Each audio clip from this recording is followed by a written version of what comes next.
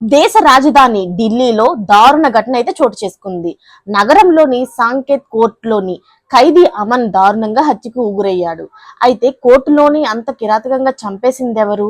అసలు ఆ కోర్టులోని అంతమంది జడ్జి, లాయర్లు, పోలీసులు ఉండగా ఇంత దారుణం ఎలా జరిగింది అన్న విషయంలోకి వస్తే, మిట్ట మధ్యాహ్నం కోర్టు విచారణ సమయంలోనే హాజరైన సహచర ఖైదీలు కొట్టి చంపేశారు అతన్ని.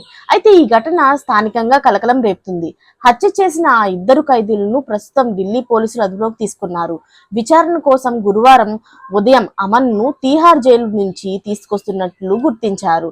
అనంతరం కేసు నమోదు చేసుకుని దర్యాప్తు ప్రారంభించారు. హత్యకు సంబంధించిన పూర్తి వివరాలు తెలియాల్సి ఉంది. అయితే ఈ హత్య పాత కక్షలకు కారణమేమో అని పోలీసులు అనుమానిస్తున్నారు. లేక ఇంకేమైనా కారణాలు ఉండొచ్చా అని కూడా వేరే కోణాల్లో కూడా పోలీసులు దర్యాప్తు చేస్తున్నారు.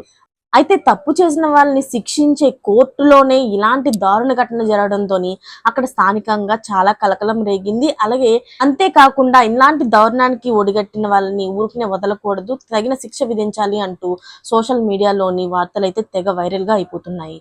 మరిన్ని లేటెస్ట్ అప్డేట్స్ కోసం ఛానల్ అయితే సబ్స్క్రైబ్ చేసుకోండి. Thanks for watching friends.